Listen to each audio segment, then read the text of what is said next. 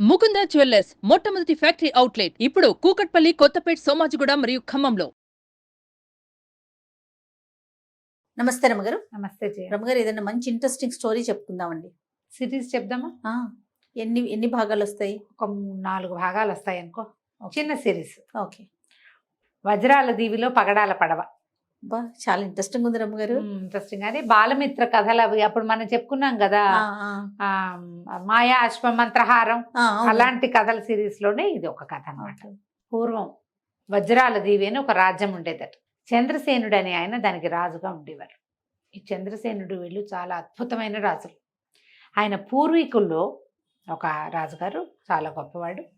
ఆయన ఏం చేశాడట, మహావిష్ణువుని గురించి ఎంతకాలమో తపస్సు చేసి ఒక వజ్రాల బాణాన్ని వరంగా పొందాడు. వజ్ర బాణం, వజ్రాలు పొదిగిన బంగారు బాణం, మంచి బరువు అట అది. అయితే ఆ వజ్రాల బాణం ఈ మన చంద్రసేనుడి కొలువులో ఈ వజ్రాల దీవిలో లోపల ఉంది, పూజా మందిరంలో. ఆ వజ్రాల బాణం మహాశక్తివంతమైంది, మహావిష్ణు ప్రసాదం. ఆ దానివల్ల చుట్టుపక్కల ఏ రాజ్యం వాళ్ళు వీళ్ళ వైపుకి చూసేవాళ్ళు కాదు. ఓకే. ఎవరూ ఇక్కడికి వచ్చేవాళ్ళు కాదు. ఎవరి దారిన వాళ్ళు ఉండేవాళ్ళు. వీళ్ళ మీదకి ఎప్పుడు దండయాత్రలు కానీ ఏమీ జరగలేదు. ఆ కాలం ఏంటంటే ఈ పక్క వాళ్ళ రాజ్యాన్ని హడపాయించేసే ఉద్దేశాలు కొంచెం తక్కువ ఉంటాయి. ఎవరి రాజ్యం వాళ్ళు బాగా చూసుకునేవాళ్ళు. రాజ్యంలో సుభిక్షంగా ఉండేది. ఈ భగవంతు ప్రసాదితమైన ఒక ఆయుధం అక్కడ ఉండటం వల్ల వీళ్ళకి అన్నీ బాగుండేవి. అదే గుర్రాలని, ఏనుగులని అవి బాగుండేవి. సైన్యం ఆరోగ్యంగా ఉండేవాళ్ళు, అందరూ ప్రజలంతా మంచివాళ్ళుగా ఉండేవాళ్ళు. పంటలు బాగా పండేవి, ఎంతో సంతోషంగా ఉండేవారు. అయితే రాజుగారికి మంజులాదేవి అని భార్య పట్టప్రాణి ఉండేది. చాలా కాలం సంతానం కలగకపోతే ఈ పక్క రాజ్యాలలో ఒకరు ఈయనకి సంతానం కలగట్లేదని మా అమ్మాయిని ఇస్తామని వచ్చారు. వాళ్ళ అమ్మాయిని కూడా చేసుకున్నారు. శ్యామలాంబిక రెండో రాణి. శ్యామలాంబికని చేసుకున్నాక కూడా ఆయనకి సంతానం కలగలేదు. అయ్యో. ఆయన ఎన్ని పూజలు, ఎన్ని నోములు, ఎవరైతే చెప్తే అది చేస్తూ ఉండేవాడు. మహాద్భుతమైన దేవాలయాలు ఉన్నాయట అక్కడ ఆ ఊళ్ళో, ఆ వజ్రాల దీవిలో. ఒకసారి దేవాలయ సందర్శనం చేసుకొని వస్తుండగా దేవాలయంలో ఉండగా ఈయన చూడ్డానికి ఒక యోగి పుంగవుడు ఒక ఆయన వచ్చాడు. ఆయన భలే ఉన్నాడట. పరమేశ్వరుడే మానవ రూపం దాల్చి వచ్చినట్టుగా ఉన్నాడు. అప్పుడు ఈయన వెళ్ళి అంతకు ముందంతా ఏంటంటే సంతానం లేదు, ఇది ఒక సమస్యతో ఉన్నారు. వీళ్ళ తర్వాత వాళ్ళ వంశం వాళ్ళే కావాలి. అదే అందుకని చాలా ప్రయత్నాలు చేస్తున్నారు. యోగి మనం పిలవకుండా ఎవరైనా మన దగ్గరికి వస్తే అభ్యాగతులు, వాళ్ళంతటా వాళ్ళు వచ్చిన వాళ్ళు, వాళ్ళ వల్ల ఏదైనా వరం మనకి లభించవచ్చు అని భావించి ఈయన యోగి పుంగవుడిని విశేషంగా సేవించాడు. సంతానం కలగలేదు. మంజులాదేవికి లేరు, శ్యామలాంబికాదేవికి లేరు.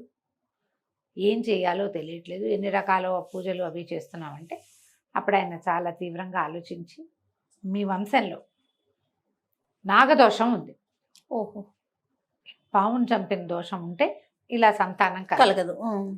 ఈ పామును చంపిన దోష పరిహారార్థం చేయమన్నారు. ఎట్లా చేయమన్నారు? పాడ్యం నుంచి మొదలుపెట్టి 15 రోజుల పాటు కటిక నేల మీద పడుకుని ఒక్కపూటే అన్నం తిని బ్రహ్మచర్యాన్ని అవలంబించి అక్కడి నుంచి పుట్టలో పాలు పోసి పౌర్ణమి నాడు విశేషంగా చెప్పారు. ఈయన వెంటనే పౌర్ణమి పాడ్యం కోసం చూసి నెల మధ్యలో చెప్పారు. ఆ యోగి వీళ్ళ దగ్గరే ఉన్నాడు. చాలా ఈగర్గా దానికోసం వెయిట్ చేసి పాడ్యం వచ్చాక అక్కడి నుంచి మొదలుపెట్టి ఈయన యోగి గారు చెప్పినటువంటి మొత్తం అంతా చేశాడు. చేసి పౌర్ణమి నాడు పుట్టలో పాలు పోసి దీక్షా విరమణ చేసుకున్నాడు. అప్పుడు మళ్ళీ వెళ్ళి రాణులతో సహా యోగి పాదాలు పట్టుకుని, అయ్యా మీరు చెప్పిన నాగదోష పరిహారం చేశాను, ఇంకా నాకు సంతానం కలుగుతుందంటారా? ఆయన నవ్వాడు. నాగదోషం పోవడానికి చెప్పే కానీ సంతానం అంత సులువుగా కలగదు రాజా. నీకు నీ సంతానం కలగాలంటే ఒక ప్రత్యేకమైన క్రియ చేయాలి, చాలా ప్రత్యేకమైనది. చేస్తావా అన్నాడు. చేస్తానంటే ఇక్కడికి 100 ఆమడల దూరంలో గంధమాదన పర్వతం ఉంది. 100 ఆమడలు అంటే అక్కడ దగ్గర దాపు కాదు, అది వెళ్ళాలి. ఆ గంధమాదన పర్వతం పక్కన అగాధమైన ఒక సరస్సు ఉంది. ఆ సరస్సులో ఒక పగడాల పడవ కనపడుతుంది. ఆ పగడాల పడవలో ఎక్కి వెళ్ళాలి. వెళ్తే అక్కడ ఒక దీవి, పగడాల దీవి. ఆ దీవిలో మహాకాళేశ్వర ఆలయం ఒకటి ఉంది. ఆ మహాకాళేశ్వర ఆలయంలో ఒక భైరవ విగ్రహం ఉంది. భైరవ విగ్రహం చేతిలో ఒక త్రిశూలం ఉంటుంది. ఆ త్రిశూలాన్ని తీసుకొచ్చి అక్కడి నుంచి 3 రాత్రులు 3 పగళ్ళు ప్రయాణం చేస్తే నల్లకొండ అనేది ఒక దెబ్బ వస్తుంది. దాని మీద దయ్యాలు నివాసం ఉంటాయి, ఎక్కువగా దయ్యాలు ఉంటాయి, బోల్డ్ అనే శక్తులు ఉన్నాయి ఆ నల్ల దిబ్బ మీద, నల్లకొండ దిబ్బ మీద చాలా శక్తులు కలిగింది. అక్కడ ఒక గున్నమావిడి చెట్టు ఉంది పైన, దానికి కవలపు కాయలు కాస్తాయి, 2 పళ్ళే కాస్తుంది అది. ఈ శూలం ఉన్నవాడే ఆ కాయలు కొయ్యగలడు. ఆ కాయలు గనక తీసుకొస్తే నీ భార్యలకి సంతానం కలుగుతుంది. అమ్మో, ఎంతుంది కదా. సరే, నేను ఆశ్చర్యపోయాడు, ప్రయత్నం చేస్తాను. 16 సంవత్సరాల తర్వాత మళ్ళీ వస్తాను నేను నీ సంతానాన్ని ఆశీర్వదించడానికి అని చెప్పి యోగి వెళ్ళిపోయాడు. ఎంత బాగా చెప్పాడు. అదే కదా, ముందు చెప్పిన 15 రోజులు పూజ చేయమంటే ఎవరైనా చేస్తారు, చేసేసాడు రాజు. రాజు తలుచుకుంటే దెబ్బల కోదమేముంది. అదే అక్కడి నుంచి ఇక ప్రచారం చేశారు, ప్రకటించారు. ఇలా వెళ్ళి ఈ జంట మామిడి పళ్ళని సాధించేవాడు ఎవడైనా ఉంటే గనక రండి అంటే ఎందరో మహావీరులు వచ్చారు. ఎవరు తిరిగి రాల. రోజులు గడిచిపోయినాయి. ఈయన వెళ్ళడా? ఈయన వెళ్ళు, ఎవరైనా తెచ్చి పెట్టాలి అవి. ఓకే, ఈయన్ని వెళ్ళమనలా, తెస్తే చాలు, తెప్పించుకోమన్నాడు. సరే, నెలలు గడిచాయి, ఏడాది దగ్గర అయిపోతుంది. ఇప్పుడు సంతానం నాగదోషం ఉండి ఈ పండ్లు తెప్పిస్తే పిల్లలు పుట్టరు. నాగదోష పరిహారం ఇది కాబట్టి పళ్ళు తెస్తే పిల్లలు పుడతారు. బాగా ఆలోచించి రాజుగారి సైన్యాధిపతి అయిన శూరసేనుడు మహావీరుడు, మామూలు వాడు కాదు. శూరసేనుడు నేను వెళ్ళి తెస్తానన్నాడు. సరే చూద్దాం అనుకున్నారు. శూరసేనుడు 3 నెలల గడువు, 3 నెలల లోపల రాగలిగితే వచ్చినట్టు. ఓకే, ఎందుకంటే గంధమాదన పర్వతానికి చేరటానికి నిలబడుతుంది, తిరిగి రావడానికి ఇంకో నిలబడుతుంది. మధ్యలో వ్యవహారం పగడాలు పడవ అది ఇది అంటే వాటన్నిటికీ టైం పట్టదు. 3 నెలలు చూడండి అని చెప్పాడు. శూరసేనుడు బయలుదేరాడు. ఓకే, నెల రోజులకి గంధమాదన పర్వతం పక్కనున్న అగాధమైన సరస్సు దగ్గరికి చేరాడు. తినక ఏదో దొరికింది తిని అన్ని రకాల అవకాశాలని ప్రయత్నం చేసుకుంటూ సరస్సు దగ్గర చేరాడు.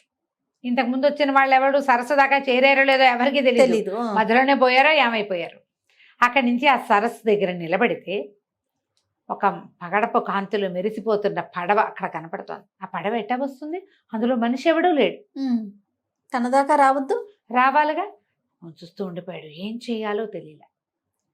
యోగి ఏం చెప్పాడంటే ధైర్యే సాహసే లక్ష్మి, ధైర్యం ఉన్నవాడు వెళ్ళగలుగుతాడు. ఓహో, ప్రయత్నం ధైర్యం ఉన్నవాడు ఏం చేస్తాడు, ఇది మన వల్ల అవుతుంది ఏమవుతుంది అనుకోడు, ప్రయత్నిస్తాడు, ట్రై చేస్తాడు కదా. చూస్తుంటే ఆయనకి ఒక స్వరూపం, ఒక స్త్రీ స్వరూపం, ఒక ఆవిడ అక్కడక్కడ కనపడింది. ఈయన ఏం చేశాడు అని పిలిచి దగ్గరకు వచ్చి ఈ పడవలో ఎట్లా ఎక్కాలని అడిగాడు. ఆవిడేమంది, ధైర్యంగా ఎక్కాలి అని. ఎందుకంటే అమ్మ యోగి ఆదేశం కూడా అదే. ఆ పడవ ఏ రకంగా వస్తుందో తెలియటం లేదు, ఎవ్వరు నరమానవుడు అన్నవాడు లేడు, నువ్వు కనపడ్డావంటే ఆవిడేమంది, ధైర్యంతో ఆలోచించు, ఏదైనా తట్టుతుందేమో నీకు అని చెప్పి, నేను ఒక గంధర్వ కాంతని ఈ నదిలో తిరుగుతూ ఉంటాను, నేను నీకే సహాయము చేయలేను, ధైర్యంతో ఆలోచించు, పని చేయాలన్న ఉద్దేశంతో ఆలోచించు, తట్టుతుంది అని చెప్పి వెళ్ళిపోయింది. ఆలోచిస్తుంటే తడుతుంది అనాలి, తట్టుతుంది అందేమిటి, తట్టు అనేది వినపడింది. ఏం చేశాడు అని చప్పట్లు కొట్టేసరికి రయ్యమని దూసుకొచ్చేసింది పడవ. ఒక్కటే పరుగుతో వచ్చేసరికల్లా తెలిసింది. ఓకే, కూర్చున్నాడు.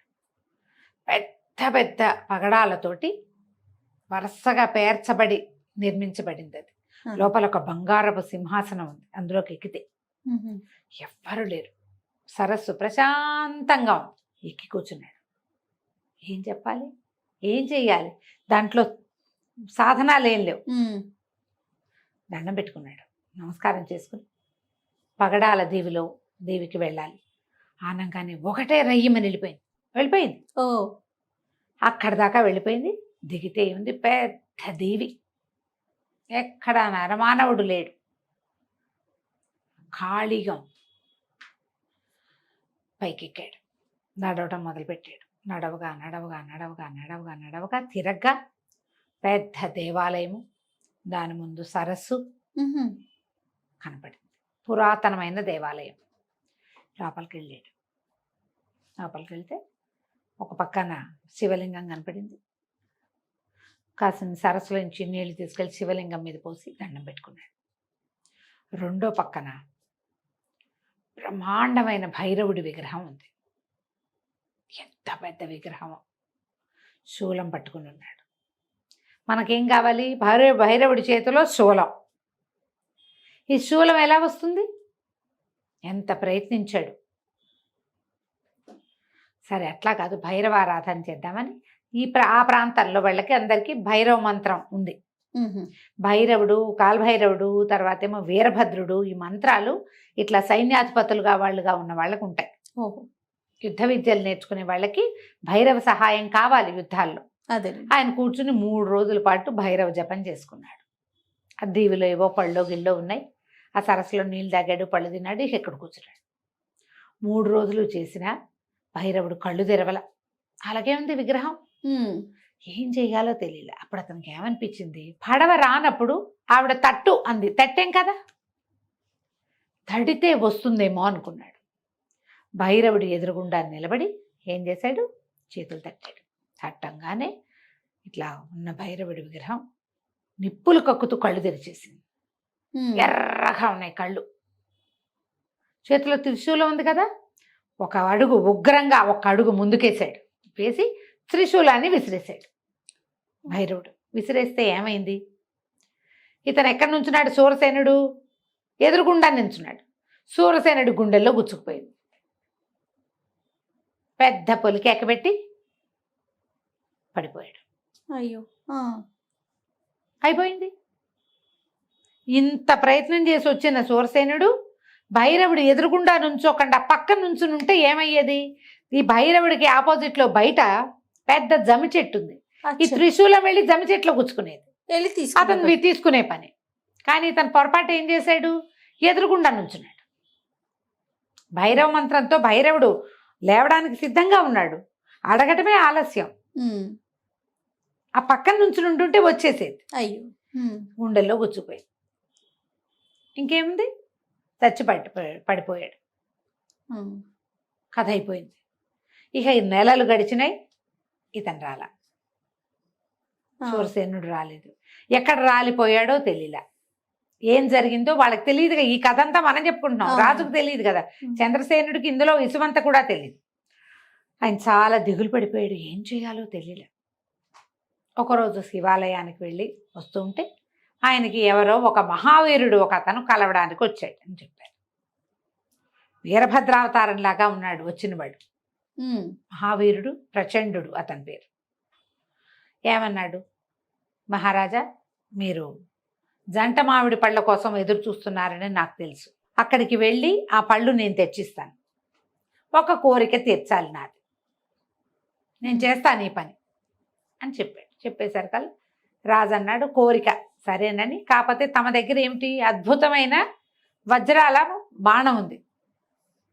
ఎవరైనా అది అడగచ్చు వరంగా. అందుకని వజ్రాల బాణం తప్ప నువ్వు ఏది అడిగినా తీరుస్తానన్నాడు. అలాగే అడుగుతాను, ముందు మీకు పళ్ళు తెచ్చిపెట్టాక కనిపిస్తానన్నాడు. ఆ మహావీరుడుగా కనపడుతున్న ప్రచండు వెళ్ళిపోయాడు. ఉమ్. అతను గంధమాదన పర్వతం చేరాడు. ఉమ్. అగాధమైన సరస్సు చేరాడు. చప్పట్లు కొట్టి పగడాల పడవని పిలిపించాడు. అందులో ఎక్కాడు. ఉమ్. పగడాల దీవి చేరాడు. దీవిలోకి చేరాడు. చేరి మహాకాళేశ్వర ఆలయానికి వెళ్ళాడు. వెళ్ళాక ఏముంది? ఈయనేమి భైరవుడిని ప్రసన్నం చేసుకోకర్లా.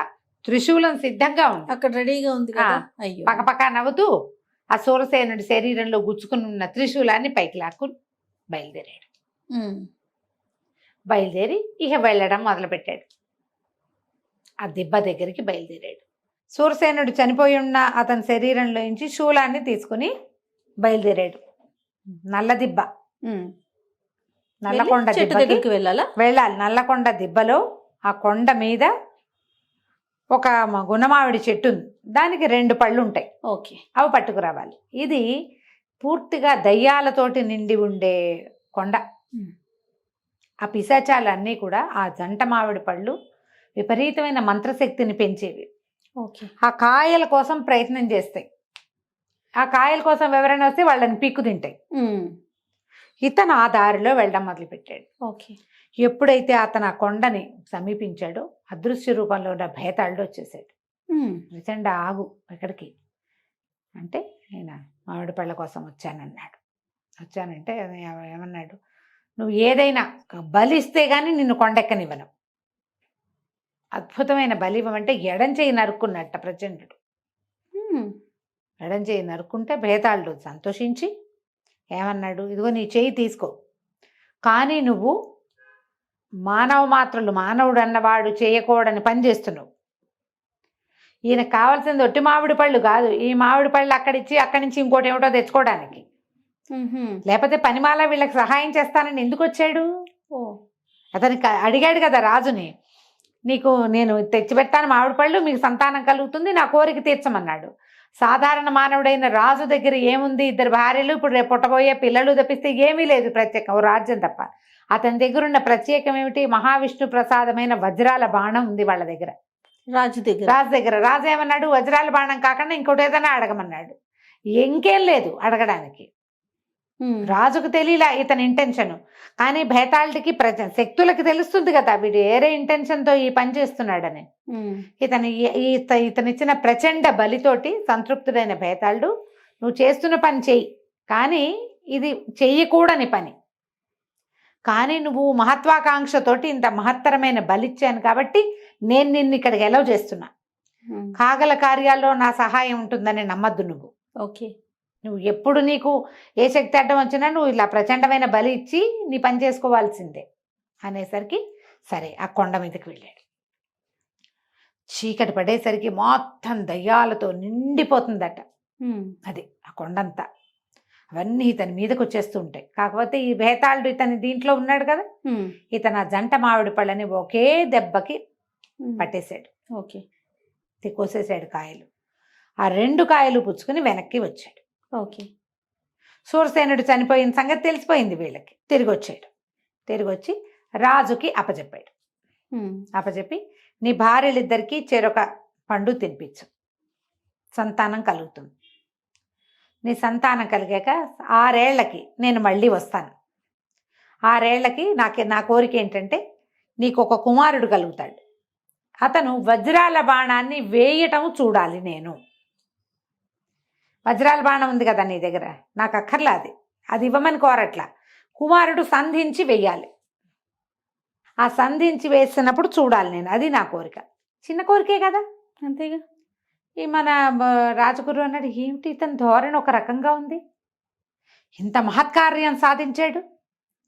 మహావీరుడైన సూరసేనుడు ఎక్కడ రాలిపోయాడో, ఎంతమందో చచ్చిపోయారు, ఇతను ఇది తీసుకొచ్చాడంటే బాణం వేయటం చూడటం ఏమిటి, రాకుమారుడే వేయాలంటమేంటి, అది ఒకసారి చూపించండి నేను చూస్తా అని చూసి వెళ్ళిపోవచ్చు. అలా అంటల్లా ఏదో లొసుగుంది ఇందులో. రాజుగారు మీరు అదేం ఆలోచించకండి, ఇంకా సమయం ఉంది కదా అన్నాడు. సరేనన్నారు. వెళ్ళిపోయాడు ప్రచండు. 6 ఏళ్లకి మళ్ళీ వస్తాను అని. అతను వెళ్ళిపోయాక రాజు ఏం చేశాడు, ఆ పూట మహత్తరంగా ఊరంతా వజ్రాల దేవి నిండా అన్ని దేవాలయాల్లో అద్భుతమైన పూజలు చేయించి మహత్కార్య సాధన జరిగింది. 2 జంట మామిడి పళ్ళు, యోగి సెలవు ఇచ్చిన 2 మామిడి పళ్ళు ఊళ్ళోకి వచ్చేసినాయని, ఇక రాజకుమారుడు పుట్టడమే, వారసులు పుట్టడమే తరువాయని చాటించి అందరూ మంగళ వాయిద్యాలు అవి వాయించుకోండి, ఇళ్లలో జెండాలు అవి తగిలించండి, దీపాలు వెలిగించండి అని అన్ని ఆజ్ఞలు ఇచ్చారు. ఓకే.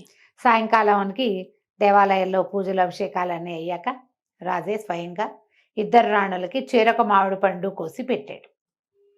అక్కడి నుంచి ఏం చేశారు, 2 మామిడి పళ్ళకి చెక్కులు తీశారు. ఆ 2 చెక్కులు, 2 టెంకలు, పంచకళ్యాణి గుర్రం ఒకటి ఉంది ఆయనకి. గుర్రానికి స్వయంగా తినిపించాడు రాజు. సంవత్సరం తిరిగేసరికి పెద్దరాణి గారికి ఒక కుమారుడు, చిన్నరాణి గారికి ఒక కుమార్తె, పంచకళ్యాణి గుర్రానికి ఒక కుర్ర పిల్ల పుట్టారు. రాజకుమారుడికి అజేయుడు అని పెట్టారు పేరు. జయించరాని వాడనమాట. అమ్మాయి పేరు అనిల అని పెట్టారు. అక్కడి నుంచి ఏం చేశారు, ఈ గుర్రానికి నల్లటి మహాందమైన గుర్రపిల్ల పుట్టిందట. దాని పేరు మెరుపు అని పెట్టారు. పిల్లలు పెరిగారు కాస్త. మెరుపు బ్రహ్మాండంగా దూకేసేది, ఎగిరేసేది, పెరగటం మొదలుపెట్టింది. అది కూడా కుమారుడు కుమార్తెలతో పాటు యువరాణి యువరాజుతో పాటు అశ్వాన్ని కూడా పెంచారు. బ్రహ్మాండంగా జరిగినాయి. 5 సంవత్సరాలు నిండినాయి పిల్లలకి. అక్షరాభ్యాసం మొదలుపెట్టారు. అక్షరాభ్యాస వేడుకలో ఉన్నట్టుండి ఉరుములా పడ్డాడు ప్రచండు. వచ్చేసేసరికి సరే అప్పటికి 6 సంవత్సరాలు అయినాయి. ఏడాదికి ఒక ప్రెగ్నెన్సీ ఏడాది సరిపోతుంది కదా. ఆ పిల్లలకి 5 ఏళ్ళు నిండేసరికి అక్షరాభ్యాసం చేస్తున్నారు. వచ్చి రాజా నా కోరిక తీర్చమన్నాడు.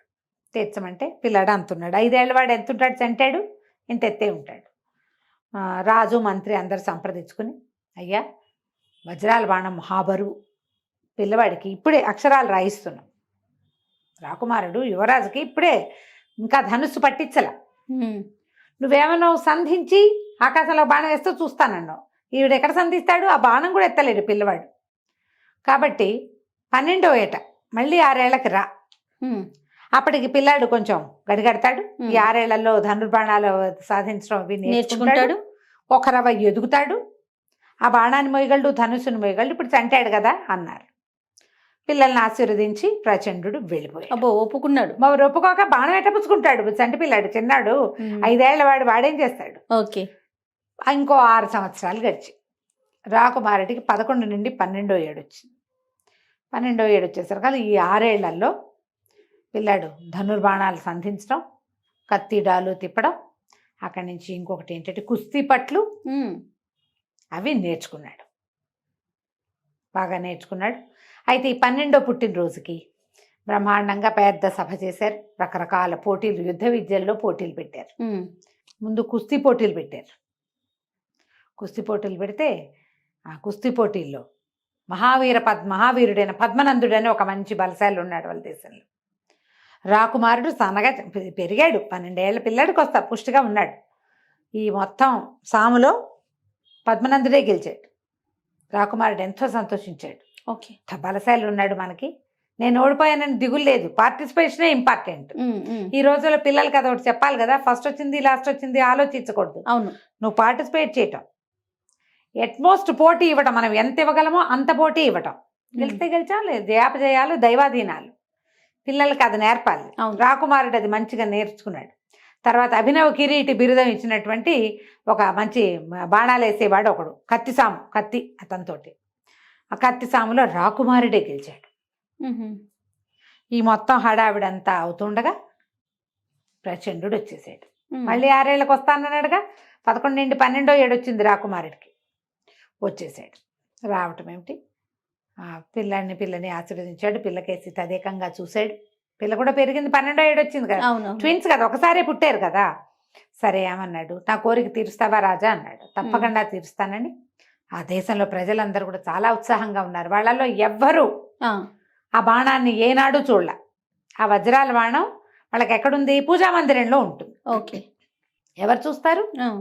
రాజు కూడా రోజుకోసారి ఊరికే దూరం నుంచి చూస్తాడు. దాన్ని ముట్టుకుని ఎత్తుకుని పట్టుకుని చూడ్డు. పిల్లాడి ఇప్పటిదాకా కంటితో చూడలేదు దాన్ని తీసుకొచ్చారు. బ్రహ్మాండమైన ధనస్సు తెప్పించారు. ఎప్పుడైతే ఆ బాణాన్ని తేగానే ఆ ప్రచండుడి మొహంలో తేడా చూసేసరికల్లా రాజగురువు శ్రీకాంత శర్మకి అనుమానం వచ్చింది. ఏమిటి తన ధోరణిలో ఒక రకమైన మార్పు వచ్చింది. దాన్ని చూసేసరికల్లా అతని నరాలు ఉప్పొంగటం, మొహం ఇట్లా భీషణంగా తేతేతే అన్నట్టు చంద్రముఖి అయ్యాడనమాట. భయం వేసింది దీనికి. ఏమిటి ఇది, తనలో ఇలాంటి మార్పు ఉంది అని, వద్దు వద్దు వద్దు ఈ పని చెయ్యొద్దు, ఇంకా సమయం అడుగుదాం, ఒక 6 నెలలు, ఒక 5, 4 ఏళ్ళు, 16 ఏళ్ళు రానిమందాం అని పదే చెప్పాడు. చెప్పినా సరే రాజు ఒప్పుకోవాలి. బాణం వేస్తే చూస్తానన్నాడు. అంతే కదా, ఇచ్చిన మాట ఎట్లా తీరుకుంటాం? ఓసారి తీరుకున్నాం, రెండోసారి కూడా తీరుకోవచ్చా? మాట తీరకూడదు కదా మనం అని. నాయన ఏమంటామంటే అట్లాగే తండ్రి చేస్తానన్నాడు. బాణం పట్టుకొచ్చారు. పిల్లవాడు దానికి దండం పెట్టుకున్నాడు. అక్కడి నుంచి కాలు వెనక్కి పెట్టి, అది బరువు బాణం. మామూలు బాణాలు ఈకల్లా ఉంటాయి, సన్నగా ఉంటాయి, బద్దీలే కదా. మంచి బరువు, అది బంగారు బాణం. దానికి వజ్రాలు తాపి ఉన్నాయి. వెనకాల భాగంలో ఇట్లా ఉంటుంది కదా బాణాలకి యారోకి వెనక భాగం, ఆ వెనక భాగం అంతా వజ్రాలు. ఈ బంగారపు బాణం మీద ఇట్లా వరుసగా వజ్రాలు ఉన్నాయి. కొసకి ఒక సన్నటి వజ్రపు పొడి ముక్కని ఏదో అతికినట్టుంది, విరిసిపోతోంది అది. అంత దివ్యమైన బాణాన్ని కంటితో చూడటంతో ప్రజలు ఎంతో సంతోషించేశారు. ఏ తరంలోనూ బాణాన్ని ఎక్కుపెట్టిన వాడే లేడు. చిన్న పిల్లాడికి ఆ అవకాశం వచ్చింది. ఓకే. చాలా సంతోషంగా ఉన్నారు. అయితే ఏమైంది, ఒక గరుడ పక్షి వెళ్తోంది పైన. రాకుమార ఆ పక్షి మీదకి సంధించు బాణం అన్నాడు. పిల్లవాడు కాలు వెనక పెట్టి గట్టిగా లాగి వేసాడు. వేసేసరికల్లా అది వెళ్ళి ఆ గరుడ పక్షి దాకా వెళ్ళే లోపల పెద్దగా వికటాట్టహాసం వినపడింది. ఏదో అవుతోంది, జనాలకు అర్థం కాల. అంత నవ్వు వినిపిస్తుంది ఏమిటి అని చూసేసరికి ఈ కిందున్న ప్రచండు ఒక్క ఎగురెగిరి ఆ ఆకాశంలోకి వెళ్తున్న వజ్రాల బాణాన్ని పట్టేసుకున్నాడు. పట్టేసుకునేసరికి అతని ఇంటెన్షన్ వీళ్ళకి అతనిలో కనపడిన ఉద్రేకము, అతని వికృత రూపము, ఆ నవ్వు చూసేసరికల్లా రాకుమారుడు ఏం చేశాడు, రయ్యమని బాణం వేసేసాడు. రెండో బాణం వేసాడు. బాణం తీసి వేసేసరికల్లా అరికాల్లో గుచ్చుకుని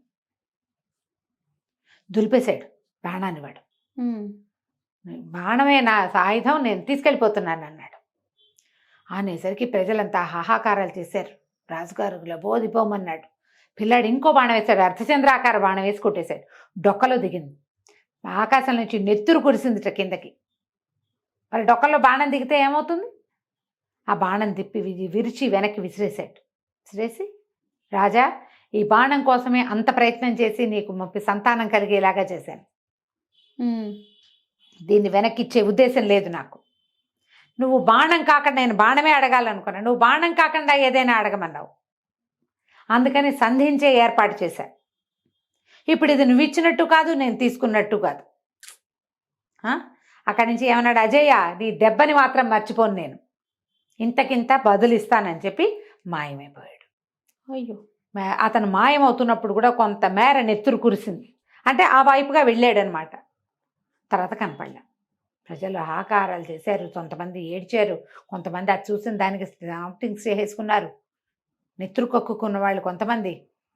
రాణిగారులు ఇద్దరు నెత్తి మీద చేతులు పెట్టి కూర్చున్నారు. బాణం పోయింది, ఇంకేముంది. శ్రీకాంత్ శర్మ, అయ్యో నేను చెప్పాను కదా, ఇంత పని చేసేసాం మనం అన్నాడు. అక్కడి నుంచి హుటాహుటిన ప్రజలందరినీ ఇళ్ళకి పంపేశారు. వీళ్ళు మీటింగ్ పెట్టుకుని అజేయుడి మీదకి వస్తాడు ఖచ్చితంగా, కాబట్టి అజేయుడిని ఇంకా కనపడినివ్వకూడదు అని చెప్పి ముందు గెలిచిన వాడు ఓడిపోయిన వాడు ఇద్దరు వీరున్నారు. మహాపద్మనందుడు ఒకడు, తర్వాత అభినవ్ కిరీటి బిరుదం ఉన్నటువంటి ధనుర్ధారి ఒకడు, అభినవ్ గుప్తుడు ఏదో అతని పేరు. వీళ్ళిద్దరిని పిలవండి, వీళ్ళు రాకుమారుడితో పాటు ఉంటారు. మెరుపును కూడా పంపించేసేయండి. రాకుమార్తె బిళ్ళే మన అంతఃపురంలో ఉంటుంది. రాకుమారుడు విద్యలు నేర్చుకుంటాడు. వీడిని ఎదుర్కోవాలంటే మరిన్ని విద్యలు కావాలిగా, ఎన్నో విద్యలు కావాలంటే ఖచ్చితంగా మనం పిల్లవాడిని కాపాడాలి అని చెప్పి వెంటనే మన సైనిక బలం ఎంత ఉంది, ఎవరెవరు ఎంత ఉన్నారు, ఎప్పుడైతే ఈ బాణం బయటికి వెళ్ళిపోయింది అన్న మాట తెలిసిందో శత్రువులు వచ్చేస్తారు మన మీదకి. వాళ్ళు రాకుండా మొత్తం కట్టడి చేసుకున్నారు. అన్ని వైపులా వాళ్ళ పరిధులన్నీ జాగ్రత్త చేసుకున్నారు. మరి జాగ్రత్త పడాలి కదా. దాన్ని ఏమంటారు, సీమాంతంలో వీళ్ళ సరిహద్దుల దగ్గర అక్కడ బలం పెంచారు. అక్కడి నుంచి కోట గోడలు ఎక్కడెక్కడ సరిగ్గా లేవో అవన్నీ రిపేర్లు చేసుకున్నారు.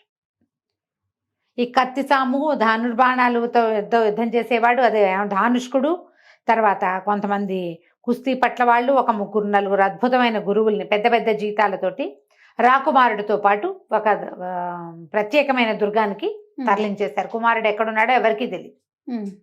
వాళ్ళతో పాటు శ్రీకాంత్ శర్మ గారు కూడా వెళ్ళిపోయాడు, రాజగురువు కూడా వెళ్ళిపోయాడు. ఓకే. పిల్లడితో పాటే ఉండడానికి. రాకుమార్తెని ఇక్కడే ఉంచుకున్నారు. 4 సంవత్సరాలు గడిచాయి. రాకుమార్తె చక్కగా 64 విద్యలు నేర్చుకుంది, అన్నీ చదువుకుంది చక్కగా. మెరుపు కూడా చాలా బ్రహ్మాండంగా తయారైంది. 16 ఏళ్ళు వచ్చినాయి మెరుపుకు కూడా. చాలా బలమైన గుర్రం అది. ఇక్కడ కాదు, మబ్బుల్లో కూడా ప్రయాణించగలిగే శక్తి ఉంది దానికి. ఓహో. ఎక్కడికైనా ఎక్కేస్తుంది, ఏ కొండైనా ఎక్కేస్తుంది, ఏ కొండ మించైనా దూకేస్తుంది. ఇక రాకుమారుని తెచ్చి యువరాజు పట్టాభిషేకం చేసుకోవటమే. 16 సంవత్సరాలు గడిచేసరికి 16 ఏళ్లకు వస్తానని చెప్పాడు. మొట్టమొదట వీళ్ళకి సంతానం కలగడానికి ఉపదేశించిన యోగి ఆయన వచ్చాడు. వీళ్ళు దేవాలయంలో పూజలు జరిపించుకుంటుండగా సైనికుడు ఒకడు వచ్చి, యోగి ఒక ఆయన వచ్చారు, ఇంతకుముందు మనకి వచ్చిన యోగిలాగానే కనపడుతున్నారంటే హుటాహుటిన రాజు కుటుంబం అంతా పరిగెత్తుకుంటూ వెళ్ళింది ఆయన చూడడానికి. ఆయన కుటుంబం అందరినీ పిలిచి యువరాజును కూడా పిలిపించి ఆశీర్వాదాలు అందుకున్నారు. జరిగిందంతా చెప్పారు. ఎట్లా ఎట్లా జరిగింది, సూరసేనుడు మరణించాడు, ప్రచండుడు అనే మహావీరుడు ఒక అతను వచ్చి తెచ్చిపెట్టాడు, ఏం జరిగిందో మాకు తెలీదు, ఎట్లా వెళ్ళాడో కూడా తెలీదు, ఇట్లా సంతానం కలిగింది. 5వ ఏట వచ్చాడు, మళ్ళీ 11వ ఏట వచ్చి బాణం పట్టుకెళ్ళిపోయాడు.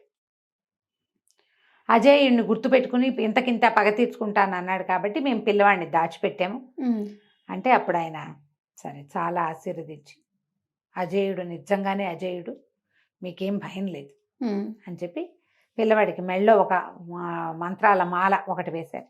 ఇది నిన్ను అదృశ్యుణ్ణి చేస్తుంది. ఓహో. ఎప్పుడు కావాలంటే అప్పుడు దీని మాలని పట్టుకుని అదృశ్యం అవ్వాలి అని కోరుకుంటే నువ్వు అదృశ్యం అయిపోతావు దీంతో, ఇది నీకు నా బహుమతి అని ఒక చెక్క పావు కోళ్ళు ఇచ్చాడు. ఎక్కడికి కావాలంటే అక్కడికి తీసుకెళ్తాయి ఇవి నేను. ఓకే. ఈ పావు కోళ్ళు ఉంచుకో నీ దగ్గర, నువ్వు వెళ్ళి వజ్రాల బాణాన్ని సాధించాలి. ఓకే. సాధించాలంటే ముందు ఎక్కడికి వెళ్ళాలి, ఎక్కడి నుంచి నీ జన్మ జరిగిందో అక్కడికి మొదట వెళ్ళాలి. అక్కడికి వెళ్ళి అక్కడి నుంచి నీకు రెండో ఇది వస్తుంది. ఓకే అని చెప్పి చెప్పాడు. చెప్పాక సరే ఇంకేమో ఇచ్చి ఆయన వెళ్ళిపోయాడు యోగి. ఈ యోగి చెప్పిన సలహా పాటించడం కోసం ఈ 16 సంవత్సరాల రాకుమారిని పంపించారు. ఈ మెరుపుని ఎక్కి రాకుమారుడైన అజేయుడు మళ్ళీ ఎక్కడికి బయలుదేరాడు, పగడాల పడవ ఎక్కడుందో అక్కడికి బయలుదేరాడు.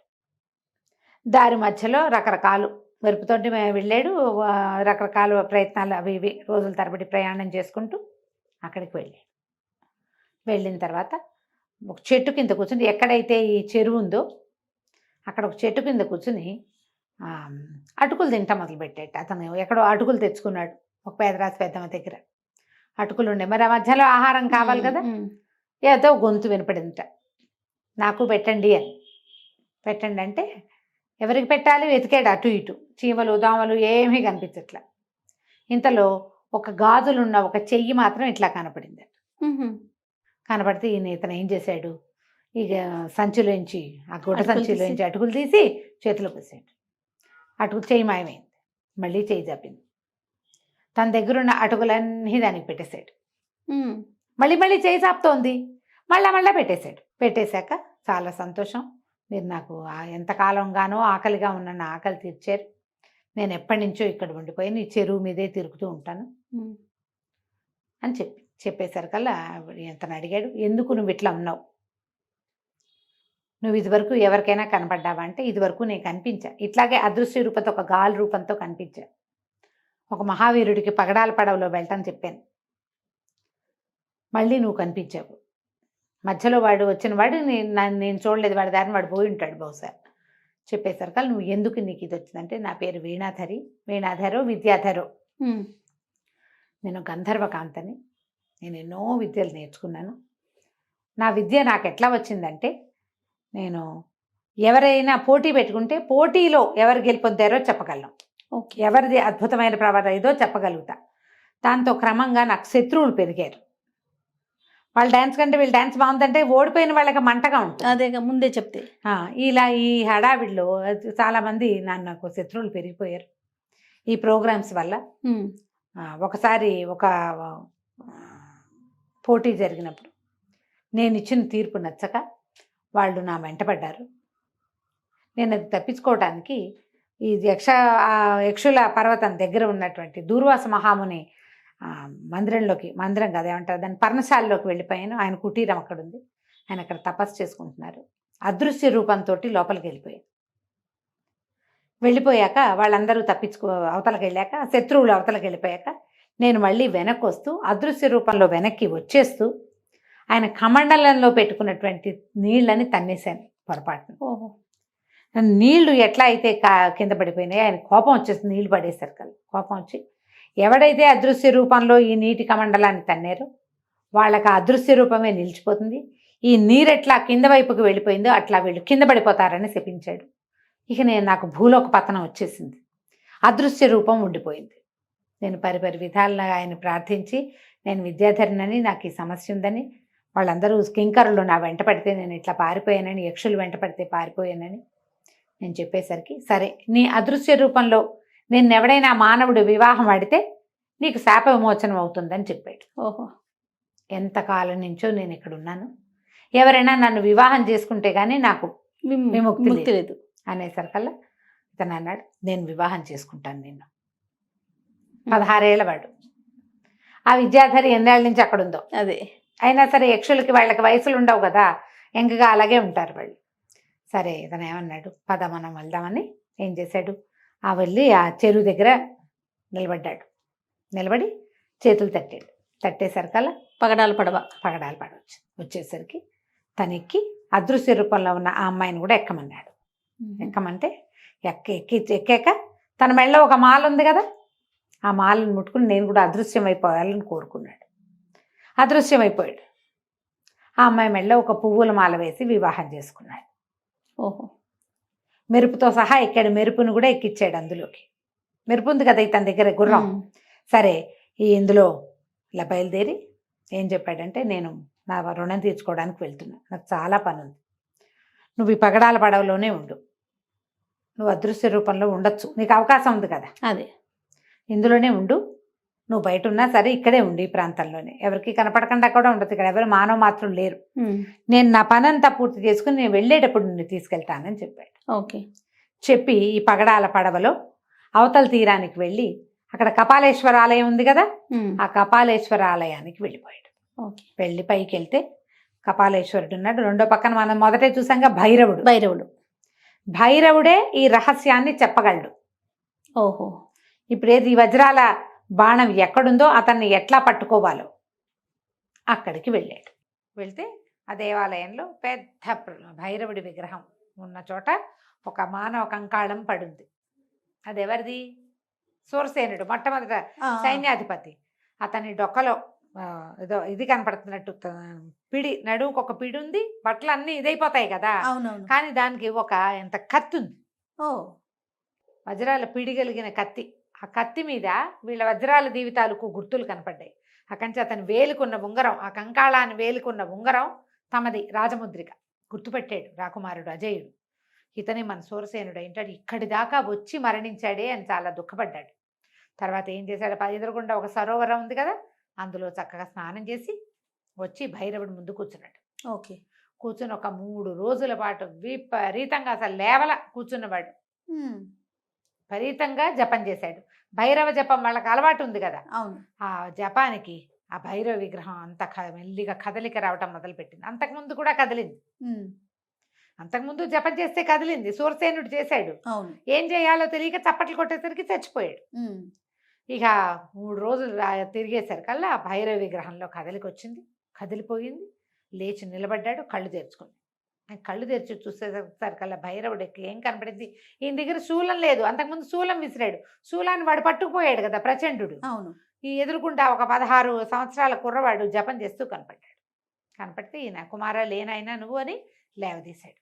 లేవదీసి, ఎవరు నువ్వు, ఎందుకు నన్ను ప్రసన్నం చేసుకోవడానికి ఈ ప్రయత్నం చేసావు అని అడిగితే కుర్రాడు ఏం చెప్పాడంటే, నేను వజ్రాలదేవి రాకుమారుని అజేయుణ్ణి, నా పేరు. ఈ మా కోసమని ఇంత దూరం వచ్చాడు మా సైన్యాధిపతి. ఈ మానవ దేహం ఈయన్ని బతికించండి, ఈ కంకాళంలో ఉన్న మానవుడిని బతికించండి. తర్వాత ప్రచండు మా తాలూకు వజ్రాల బాణాన్ని తీసుకుపోయాడు. ఆ బాణం తీసుకురావటం, వెనక్కి తెచ్చుకోవటం ఎలా, అతని ఆయుష్ను కడతేర్చడం ఎట్లా, ఈ 3 చెప్పండి మాకన్నాడు. అనేసరికల్లా ఈయన భైరవుడు ప్రసన్నుడై ఇతను చక్కగా భైరవ స్తోత్రాలు అవి చదివి ఇవి చెప్పాడనమాట. ప్రత్యక్షం అయితే భగవంతుడు చూసి ఏదో ఒక మంచి మాట్లాడతారు కదా. అవును. అప్పుడు ఆయన ఏమన్నాడు, ఈ మానవుడిని బతికించాలంటే చాలా పెద్ద ప్రయత్నమే చేయాలి. ఒకటి. రెండోది, వజ్రాల బాణం, మీ వజ్రాల బాణం ప్రచండుడి దగ్గరే ఉంది. వాడు ఆ బాణంతో మహావిష్ణువు మీద యుద్ధానికి వెళ్ళడానికి ఆ బాణాన్ని సాధించాడు. అది విష్ణువు చేతిలో ఉండే బాణం. ఆయన మీ వంశంలో ఒక పూర్వీకులకి ఇచ్చాడు. వాడు బ్రహ్మ కోసం ఇప్పుడు తపస్సు చేసుకుంటున్నాడు, విష్ణువు మీద యుద్ధానికి వెళ్ళే అవకాశాన్ని ఇవ్వమని. ఆయన ఎక్కడుంటాడో తెలీదు. విష్ణువు ఎక్కడో ఉన్నాడు. అవును. ఆయన ఎక్కడుంటాడో ఎవరికీ తెలియదు. విష్ణువుని వెతకలేరు. బ్రహ్మను పట్టుకుంటే విష్ణువు దొరుకుతాడని ప్రయత్నం చేస్తున్నాడు. అయితే ఇంకా ఇంకా ఉన్నాయి గోల్డ్ అని. అతని ప్రాణం అతని చేతుల్లో ఉండదు. వాడి ప్రాణం, వాడి హృదయాన్ని మహాకాళి హృదయంలో ప్రతిష్ఠ చేసి ఉంచాడు. అది ఎక్కడుంది? వాడు ఉండేటువంటి భైరవ కోనలో లోపల మహాకాళి విగ్రహం ఉంది. కాళీ హృదయంలో ఉంది ఓకే. ప్రచండుడి ప్రాణం. ఈ మానవుడిని బతికించడానికి ఒక ఉపాయం చెప్తాను. వాకిట్లో ఉన్న సరోవరం, బయట ఒక సరోవరం ఉంది కదా, ఆ సరోవరంలో లోపల కింద ఒక ముత్యం ఉంటుంది, నల్ల ముత్యం. అది తీసుకొచ్చి ఈ కంకాళం మీద పెట్టు. తర్వాత నల్ల కలువలతో నీళ్లు తెచ్చి ఇతని మొత్తం కంకాళాన్ని తడపాలి. నువ్వు కలువతో నీళ్లు తేవటం ఏటా? ఎన్నొస్తాయి కలువతోటి? ఎన్నిసార్లు తిరగాలి? తడపాలి. తర్వాత ఈ దేవాలయం తలుకు పై భాగంలో శిఖరాగ్రంలో సంజీవిని అనే ఒక మూలిక ఉంటుంది, ఒక మొక్క. ఆ మూలిక తెచ్చి ఇతని మీద పెడితే బతుకుతాడు. ఇన్ని చేయాలి. ఇంత చేస్తే ఇతను బతుకుతాడు. బతికిన తర్వాత నువ్వు ఎక్కడికి వెళ్ళాలి? భైరవ కోనకి వెళ్ళాలి. అది అక్కడెక్కడెక్కడో ఉంది, దానికి కూడా మార్గం ఉంది వెళ్ళటానికి. ఓహో. అక్కడికి వెళ్తూ కానీ ముందు ఇతన్ని బతికించుకో. ఆ కాళీ హృదయంలో ఉన్న ఆ హృదయాన్ని తీసుకోవాలంటే అంత సులువు కాదు. కాళీని ప్రత్యక్షం చేసుకోవాలి. ఎన్ని చేయాలి పనులు మరి? ఆ కాళీని ప్రత్యక్షం చేయటానికి కూడా అక్కడ ఇంకొకటి ఉంది, త్రిశూలం ఉంది. భైరవుడు చెప్పాడు. ఆ త్రిశూలం ఎక్కడుంది? ఇతను పట్టుకెళ్ళిపోయాడు కదా ప్రచండు, దాన్ని వాడు ఉండే ఆ నివాసానికి దగ్గరలో ఉన్న ఒక అయస్కాంతపు కొండ ఉంది. ఆ కొండ మీద ప్రతిష్ఠ చేయబడి ఉంది. నువ్వు అది తెస్తే కానీ కాళీని చూడలేవు. చాలా దుష్కరమైన కార్యం, ప్రయత్నం చేసుకో అని చెప్పి మాయమైపోయాడు భైరవుడు. ముందు సూరసేనుని బతికించుకోవాలి కదా. సరే, అయితే ఈ కుర్రాడు ఏం చేశాడు? బట్టలు విప్పి అక్కడ పెట్టి గోచిపాత రాయుడై అందులోకి దిగాడు. దిగితే ఎంతసేపో చూస్తే పెద్ద సరోవరంలో ఒక ముత్యం ఎట దొరుకుతుంది? మరి ఎంత గాలించాలి? గాలిచ్చాడు. చివరికి ఒక ముత్యపు చిప్పలో నల్లటి ముత్యం దొరికింది. ఓకే. ఆ ముత్యం పట్టుకొచ్చాడు. ఈ సూరసేనుడి కంకాణ హృదయ స్థానంలో పెట్టాడు. ఇంకా అక్కడి నుంచి సరోవరం నుంచి భైరవుడి సన్నిధిలోకి తిరిగి తిరిగి తిరిగి తిరిగి కలువలతో ఎన్నిసార్లు కలువ పువ్వుతో నీరు పట్టుకొచ్చి చీలకాలి. బాబా. మొత్తం కంకాళం. అతను 6 అడుగులు ఉన్నాడు. ఇంత పెద్ద కంకాళం, ప్రతి పార్టు తడపాలి. అంతా తడిపాడు. ఆ తర్వాత ఏం చేశాడు? అతని దగ్గర చెప్పులు ఉన్నాయి కదా, ఈ దేవాలయం పై భాగంలోకి వెళ్ళాలి. సంజీవని, ఆ సంజీవని మూలిక కోసం తన పాదుకలు ధరించి ఆ శిఖరాగ్రానికి వెళ్ళి అక్కడున్న సంజీవనిని పట్టుకొచ్చేసరికి ఇప్పుడు ఈ నీళ్లతో తడిపేసరికే మొత్తం శరీరం అంతా వచ్చేసింది, కంకాళం అంతా పూడిపోయింది, మానవ దేహం కనపడుతోంది వస్త్రాలతో సహా. అక్కడున్న వస్త్రాలే అతని మీద ఆచ్ఛాదనగా ఉన్నాయి. శరీరం వచ్చేసింది కానీ ప్రాణం రాలి. ఆ సంజీవని తెచ్చి దాన్ని ఈయన మీద పెట్టాడు. పెట్టంగానే లేచి కూర్చున్నాడు సూరసేనుడు. అతనికి ఏం గుర్తుంది? తను భైరవుడిని ప్రసన్నం చేసుకున్నాడు. భైరవుడి శూలం తనకు తగలటం వరకే. ఆయన కళ్ళు తెరిచి చూసేసరికి ఓ 15-16 సంవత్సరాల కుర్రాడు, గోచిపాతరాయుడు, ఒంటిమించి నీళ్లు గారుతూ నుంచుని ఉన్నాడు. అది చూస్తే ఎట్లా ఉన్నాడు? చంద్రసేన మహారాజులాగా ఉన్నాడు. చంద్రసేనుడు, సూరసేనుడు ఇద్దరు ఒకే వయసు వాళ్ళు. సైన్యాధిపతి, రాజు ఒక వయసు వాళ్ళు. ఈ వయసులో కనపడుతున్న చంద్రసేనుడిని నేను ఎప్పుడో చూశా. ఆయనకు అర్థం కాల. ఎక్కడ నువ్వెవరు? నేను ఇక్కడ ఎందుకున్నా? నువ్వు ఇక్కడికి ఎట్లా వచ్చావు? ఇంత ప్రయత్నం ఎట్లా చేసావు నువ్వు? ఇతను ఎంత ప్రయత్నం చేసి వచ్చాడు? ఎక్కడ గంధమాదన పర్వతం, ఎక్కడ పగడాల పడవా, అవన్నీ పట్టుకుని వచ్చాడు కదా. నువ్వు ఎట్లా వచ్చావు నాయన? నువ్వెవరు ఏమిటంటే అప్పుడు చెప్పాడనమాట. వజ్రాల దేవి యువరాజు అయిన అజేయుడు మీకు అభివాదం చేస్తున్నాడంటే ఆయన ఆశ్చర్యపోయాడు. ఏమిటి ఇలా జరిగిందా అన్నాడు. ఇది జరిగి 17 సంవత్సరాలు అయింది. 17 ఏళ్ల క్రితం భైరవుని దీనికి మీరు బలైపోయారు. మీ శవం ఇక్కడ పడిపోయి ఉండిపోయింది.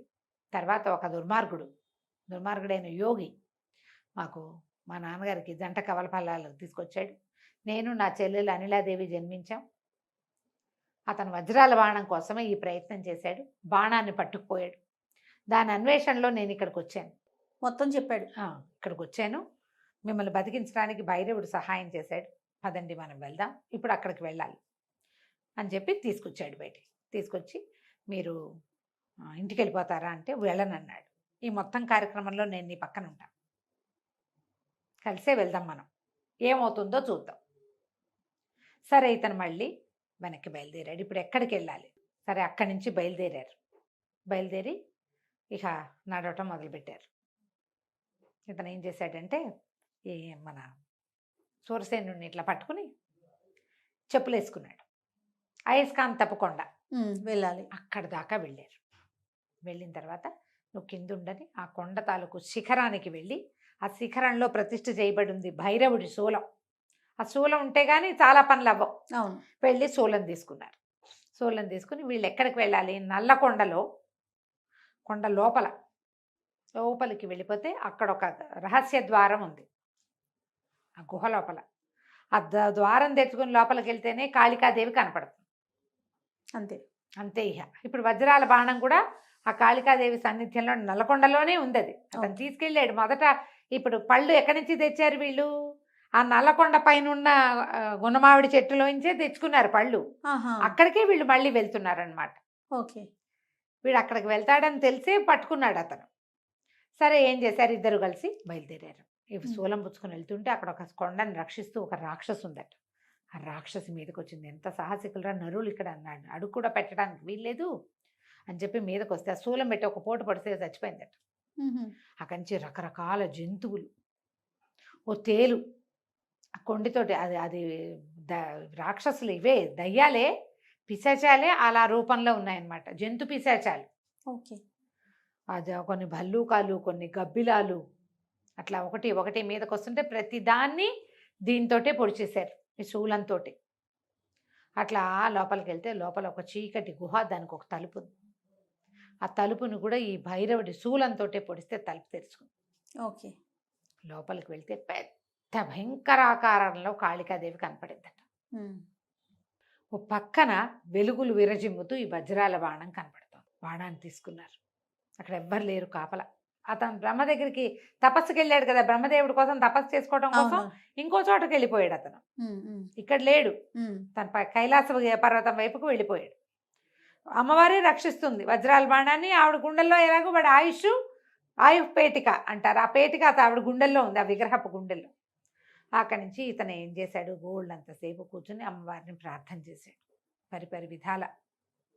ఇతను అమ్మవారి కోసం దీంట్లో కూర్చుంటే, జపంలో కూర్చుంటే, సూరసేనుడు అతని దగ్గర కత్తిను భైరవుడి ఇది పట్టుకుని, భైరవుడి శూలం పట్టుకుని ఆ వజ్రాల బాణం పట్టుకుని కాపలాగా చేయడు. రోజులు గడిచినాయట. 3-4 రోజులు గడిచాక అమ్మవారు ప్రత్యక్షమైతే లేచి నిలబడి అనేక విధాలుగా ఇద్దరు స్తోత్రాలు చేశారు. ఈ రాకుమారుడితో రావటం వల్ల నేను అమ్మని కంటితో చూడగలిగానని సూరసేనుడు ఎంతో సంతోషించాడు. ఓకే. అప్పుడు ఇతను అడిగాడనమాట, అజయుడు, మరి మా వజ్రాల బాణం ఇక్కడ ఉంది, నేను తీసుకెళ్ళిపోతాను, కానీ అతనితో మాకు ఎప్పటికైనా ప్రమాదమే కదా, ప్రచండుడిని సంహరించడం ఎట్లా అంటే, ఆవిడేం చెప్పిందంటే, నా గుండెల్లో ఉంది, వక్షస్థలంలో వాడి ఆయుష్ పేటిక ఉన్నది, కానీ నన్ను పడగొట్టడం ఎవరి వల్ల కాదు, పరమశివుడు ఒక్కడు తప్ప నన్ను ఇంకొకడు పడగొట్టలేడు. నన్ను పడగొట్టాలంటే నువ్వు శివుడి సహాయం తీసుకోవాలి. ఎట్లా పడగొడతారు? అమ్మవారి విగ్రహాన్ని ముట్టుకుంటే ఒప్పుకుంటుంది ఆవిడ? అదే కదా. మానవ మాత్రలు కుదరదు కదా. దండం పెట్టుకోవడానికి ఒప్పుకుంటుంది, పడగొట్టడానికి ఒప్పుకోవద్దు. నువ్వు ఆ పని చేయాలంటే, అతన్ని సంహరించాలంటే ఇదే మార్గం. నువ్వు శివుణ్ణి స్వాధీనం చేసుకుని రా, అప్పుడు ఆయుపేటకి తీసుకోవచ్చు నువ్వు. ఓకే. అనగానే ఇప్పుడు శివుడి కోసం తపస్సు చేయాలి. ఇప్పుడు కైలాస పర్వతాన్ని దగ్గరికి వెళ్ళి పర్వత సానువులు లోపలికి నీకు ప్రవేశం ఉండదు, బయటే శివుడి కోసం నన్ను ప్రార్థించినట్టే ప్రార్థించు. ఆయన ప్రత్యక్షమయ్యి ఆయన ఒప్పుకుంటే ఈ విగ్రహం పడగొట్టాలని, అంబిక విగ్రహాన్ని పడగొట్టాలంటే ఒప్పుకోవద్దు, మరి నువ్వు ఒప్పించుకుని రా. ఇప్పుడు ఇతను తపస్సు ఏమిటి? ముందు బ్రహ్మని, తర్వాత శివుణ్ణి తపస్సు చేస్తాడు వాడు ప్రచండు. ఎందుకంటే అతనికి కావాల్సింది ఏమిటి? విష్ణుమూర్తితోటి యుద్ధం. అప్పుడు లోకాల మీద సామ్రాజ్యాధిపత్యం. మంత్రవేత్తలందరికీ కూడా ఒక భగవంతుడి మీద పగ ఉంటుంది. వీళ్ళే దేవుళ్ళు అయిపోవాలని కోరుకుంటారు.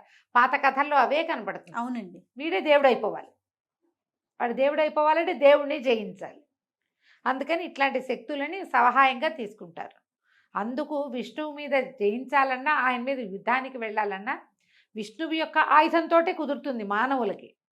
అందుకు ఆ వజ్రాల బాణాన్ని సాధించాడు వాడు అని చెప్పి అమ్మవారు మాయమైపోయింది. ఇప్పుడు ఏం చేయాలి? సరే మళ్ళీ బయలుదేరారు. మళ్ళా బయలుదేరి కైలాస పర్వతం వైపుకి ప్రయాణం చేశారు. కైలాస పర్వతానికి వెళ్ళిపోయారు.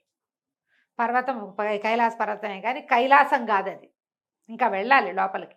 ఆ ద్వారాలు మామూలు వాళ్ళు ఎవ్వరికీ తెరవబడవు. శూరసేనుడు మళ్ళీ కాపలా కాస్తుండగా ఇతను మళ్ళీ జపానికి కూర్చున్నాడు యువరాజు. ఇప్పుడు ఇతనికి ఇలా ఎలా కుదిరింది? వీడు చిన్నపిల్లవాడు కదా, ఎట్లా కుదిరిందంటే ఇతని 12వ ఏటే అతనికి ఏం చేశారు, వీడు ప్రచండుడు ఏం చేస్తాడోనని ఒక రహస్య స్థలంలో అడ్డుపెట్టారు. రాజగురువు అయిన శర్మ ఇతనితోటి ఉన్నాడు. ఈ మంత్రోపదేశాలన్నీ అతను చేశాడు. ఒట్టి యుద్ధ విద్యలతోటి పూర్తిగా దేన్ని సాధించలేము. యుద్ధ విద్యలకు ఎప్పుడూ దైవ బలం ఉండాలి. శారీరక బలానికి ఎప్పుడు కూడా, విద్యకి కూడా దైవానుగ్రహం ఉంటేనే కుదురుతుందని ఈ మంత్రోపదేశాలన్నీ ఆయన చేయటం వల్ల ఇతనికి గంటల తరబడి ధ్యానంలో కూర్చోవటం అలవాటైంది. ఓకే. ఇక బయట కూర్చుని ఈ తపస్సు చేసుకోవటం మొదలుపెట్టాడు కుర్రబాడు. రోజుల తరబడి కూర్చున్నాడు. క్రమంగా ఇతని పంచాక్షరి మంత్ర జపానికి కైలాసం కదలటం మొదలుపెట్టిందట. మొదలుపెడితే ఆయన ఏదో తాండవానికి ఏర్పాట్లు చేసుకుంటున్నారు. సాయంకాలం వేళ ఈ కదలిక కంపన వస్తోంది. ఎవరి వల్ల ఇది కంపిస్తోంది, ఎవడ్రా వాడు అని అనేసరికల్లా ఒక మానవ యువకుడు మీకోసం ప్రార్థిస్తున్నాడని ప్రమదగణాలు చెప్పేసరికి పరమేశ్వరుడు బయటికి వచ్చి కుర్రవాడికి ప్రత్యక్షమయ్యాడు. ప్రత్యక్షమయ్యేసరికి అలా కుర్రాడు రకరకాల నమస్కారాలు చేసి ఎన్నో రకంగా పరిపరి విధాలుగా పరమేశ్వరుని ప్రార్థించి తన కథంతా చెప్పుకొని మహాకాళి విగ్రహాన్ని పడగొట్టాలంటే కేవలం నీ వల్లే అవుతుంది తండ్రి. ఆ విగ్రహంలోనే ప్రచండుడి ఆయుష్ ఉంది. నేను నా బాణం దొరికిందని నేను వెనక్కి వెళ్ళిపోతే మళ్ళీ నన్నేమీ చేయడన్న నమ్మకం లేదు. పైగా ఇప్పుడు తపస్సు కూడా చేయబోతున్నాడు. ఇంత తపస్సంపన్నుడు అయిన తర్వాత నేనేం చేయగలుగుతాను? అప్పుడు ఆయన ఆలోచించి సరే అని చెప్పి ఒక చిన్న శక్తిని నువ్వు కోరుకున్నప్పుడు నీకు ఈ దీనికోసమే ఉపయోగపడుతుంది, వెనక్కి వెళ్ళిపో, నువ్వు నన్ను ప్రార్థించి నువ్వు అంబిక విగ్రహాన్ని పడగొట్టచ్చు ఓకే అని చెప్పి ఒప్పుకున్నాడు. ఆ శక్తితోటి మళ్ళీ సూరసేనుడు ఈ అజేయుడు ఇద్దరు బయలుదేరి వచ్చారు. బయలుదేరి ఇక్కడికి వచ్చేసరికల్లా ఆయన ఇచ్చాడు కదా, అప్పుడు ప్రార్థన చేసుకుని తన కత్తికి రుద్రశక్తిని ఆవాహన చేసుకుని ఆ శక్తితోటి అంబిక విగ్రహాన్ని కొట్టబోయాడు. కొట్టబోయేసరికల్లా మళ్ళీ అమ్మవారి ప్రత్యక్షమైంది. నేను ఆ విగ్రహాన్ని పడదోయలేను, నేను చేయకూడదు, నువ్వు ఒక పని చెయ్యొచ్చు, ఆమెకి ఇష్టమైన బలి సమర్పణ చెయ్యి. మహాకాళి బలికి లొంగుతుంది, ఒప్పుకుంటుంది. నువ్వు బలి సమర్పణ చేసి అప్పుడు నీ దగ్గర భైరవ ప్రసాదితమైన త్రిశూలం ఉంది కదా, శూలం ఉంది భైరవుడిది, ఆ శూలంతో ఆమె వక్షస్థలాన్ని కనుక కొట్టేవంటే, విగ్రహం తలకు వక్షస్థలాన్ని కొడితే నువ్వు ప్రచండుడి హృదయం అతని ఆయుష్ పేటికని నువ్వు పట్టుకోగలుగుతావు. అంటే ఇప్పుడు అమ్మవారికి ఏమి ఇష్టం, ఏం సమర్పణ చేయమంటావు అని అడిగాడు అజయుడు. అప్పుడు ఇతను ఏం చెప్పాడంటే, దేవి విగ్రహం ఉన్న చోట దాని వెనకాలగా ఒక పాతాళ బిలం ఉంది. ఆ లోపలికి వెళ్ళిపోతే ఆ లోపల ఆ కింద నుంచి రకరకాల గదులు పైకి ఉంటాయి అనుసంధానం చేసి. అది నీటిలో జలరాక్షసుడు ఒకడున్నాడు. వాడి పచ్చని రక్తం వాడికి, జలరాక్షసుడు, ఎన్నో చేతులు ఉంటాయి వాడికి. ఆ రాక్షస రక్తాన్ని గనక అమ్మవారికి సమర్పించావంటే ఆమె నిన్నేమందు, నువ్వు విగ్రహం పగలగొట్టచ్చు అని చెప్పాడు. వీళ్ళిద్దరూ ఇక్కడికి వచ్చారు. అమ్మవారి ప్రత్యక్షం అయింది అన్నా కదా, దానికి ముందు జరిగింది అనమాట. ఇతను ఏం చేశాడు, అమ్మవారి ఆ సన్నిధిలోకి ప్రవేశించి సూరసేనుడిని అక్కడే ఉంచి నువ్వు నేను వచ్చేదాకా ఇక్కడ సిద్ధంగా ఉండమని ఆ జలరాక్షసుడి కోసం ఆ పాతాళ బిలం లోపలికి వెళ్ళాడు. పెద్ద చెరువు ఉంది అక్కడ. చెరువు నిండా ఏవో అల్లిబిల్లిగా అల్లుకుపోయిన ఆకులు అవి ఇవి ఉన్నాయి. రాక్షసుడు ఎక్కడా కనపడలేదు. చూడగా ఒక శిలలాగా, ఒక సుద్దలా కనపడుతోంది. దాని చుట్టూతో అన్ని ఆకులు అలమలు ఉన్నాయి. ఇతను ఏం చేశాడంటే త్రిశూలపు కొసతోటి దాన్ని కదిపేసరికల్లా ఎగిరి పైకి వచ్చింది. అది దాని నిండా చేతులే, అన్ని చేతులు ఉన్నాయి దానికి. ఒక పెద్ద ముద్ద లాంటిది అనమాట. ఒక రకంగా ఆక్టోపస్లు అవి ఉంటాయి కదా, అలాంటిది. ఇక ఈ కుర్రవాడు దానికి అందకుండా అటు ఇటు పరుగులు పెడుతూ మధ్యలో ఈ మెళ్ళో ఉన్న పూసల దండ ఒకటి ఉంది కదా, హారం, దాన్ని ముట్టుకుంటే అదృశ్యమైపోతుంది, కనపడకుండా ఉంటాడు కదా. ఆ రాక్షసుడిని కవ్విస్తూ పైదాకా తీసుకొచ్చేసాడు. తీసుకొచ్చాక సూరసేనుడు కూడా అక్కడే ఉన్నాడు కదా. సూరసేనుడు తన ఖడ్గం తీసి ఇతను ఇద్దరు కలిసి చేతులన్నీ కోసేశారు, చేతులు కొట్టేశారు. కొట్టేసి ఆ జలరాక్షసుని శూలంతో ముందుకు జరుపుతూ అమ్మవారి సన్నిధిలో ఉన్న పెద్ద మందిరంలోకి తీసుకొచ్చేసారు. ఆవిడ ఎట్లా నిలబడింది. ఏం చేశారు, వాడి చేతుల నుంచి నెత్తురు కారిపోతుందట, మందిరం అంతా రక్తం మడుగులు కడుతోంది. అక్కడికి వచ్చాక భైరవ శూలాన్ని వెనక్కి తిప్పి దాన్ని కొట్టేశాడు. కొట్టేసరికి అది రక్తం ఇట్లా చిందిందట. చింది మొత్తం అంతా పడిపోయింది. ఇంకా ఆవిడేమందనమాట, ఆ నెత్తురంతా ఆమెకి. అప్పుడు ఇతను ఏం చేశాడు, ఆ శూలాన్ని ఇట్లా బారు చేసేసరికల్లా అమ్మవారు ప్రత్యక్షమైంది. ఆగ్నాయన, నువ్వు దేనికోసం ఈ ప్రయత్నం అంతా చేసి పరమేశ్వరుడి దగ్గరికి వెళ్ళి వీడిని చంపి నన్ను నా దగ్గరికి తెచ్చావో ఆ ప్రయత్నం పోయింది. నువ్వు ఇక్కడికి వచ్చినట్టు వజ్రాల బాణం అపహరించబడింది అని తెలిసిపోయింది ప్రచండుడికి. తెలిసి వాడు వచ్చేసి నా వక్షస్థలంలో దాచిపెట్టిన వాడి ఆయుష్పేటికి తీసుకెళ్ళిపోయాడు. ఓహో, అది నా దగ్గర లేదు. ఇప్పుడు నువ్వు కొడితే ఒట్టి విగ్రహాన్ని కొడతావు, నీ పని అవ్వదు అనేసరికల్లా అమ్మని అడిగాడు. ఎట్లా, నేనేం చేసి నీ ప్రయత్నం అంతా వృధానేనా అమ్మ అన్నాడు. వృధా ప్రయత్నమే జరిగింది, కానీ నీకు ఒకటి చెప్పగలుగుతా. ఈ గంధమాదన పర్వతం దగ్గరున్న అగాధమైన సరస్సులో పగడాల పడవ ఒకటి ఉంది. ఓకే, తెలుసు మనకి. ఆ పగడాల పడవలో సింహాసనం ఒకటి ఉంది. బంగారు సింహాసనం ఉందని చెప్పాం కదా. సింహాసనంలో పెద్ద నీలమణి పొదిగి ఉంటుంది. ఆ నీలమణిని గనక అడిగితే భైరవుడు, ఈ ప్రచండుడు ఎక్కడున్నాడో చూపిస్తుంది. నీ ప్రయత్నం నువ్వు చేసుకోని అమ్మవారు మళ్ళీ వెళ్ళిపోయింది. ఇంత చేశాంగా, ఇన్ని ప్రయత్నాలు చేసి ఇంకా చేసేదేం లేదని మళ్ళీ వీళ్ళు ఇద్దరు పాదుకలు వేసుకుని పరిగెత్తుకుంటూ ఇక్కడికి వచ్చారు. ఇక్కడికి వచ్చేసరికల్లా పడవ లేదు, రాకుమార్తె విద్యాధరి లేదు, ఆ మెరుపు మాత్రం అక్కడ నుంచుని కనపడింది. గుర్రం ఆశ్చర్యపోయాడు. తను దిగేసరికల్లా మెరుపు ఆనందంతో సకిలిచ్చింది. తను అడిగాడు, ఏది అమ్మాయి, ఏది పగడాల పడవని సంరక్షించమని చెప్పే కదా నీకంటే, ఈశాన్యం వైపుకి చూపిస్తోంది అది. సరే, ఏం చేయాలి ఇప్పుడు? ఈశాన్యం వైపుకి వెళ్ళాలి. వెళ్ళాక ఏమవుతుందో తెలియదు, ఏం చెయ్యాలో అర్థం కాల. ఇంతలో ఏమైందట, ఒక ఆయన వస్తూ కనిపించాడు, ఒక ముని. ఇప్పటిదాకా ఎక్కడా మానవ మాత్రుల్ని చూడలేదు. తను అడిగాడు, మీరు ఎవరండి, ఇక్కడ ఎందుకున్నారు అని అడిగితే ఆయన ఏం చెప్పంటే, నేను సర్వాంతర్యామిని. సర్వాంతర్యామి అంటే ఎవరు? భగవంతుడి. ఆయన ఏం చెప్పాడంటే, నేనే సర్వాంతర్యామిని. నువ్వు ఊహించింది సార్ నిజమే,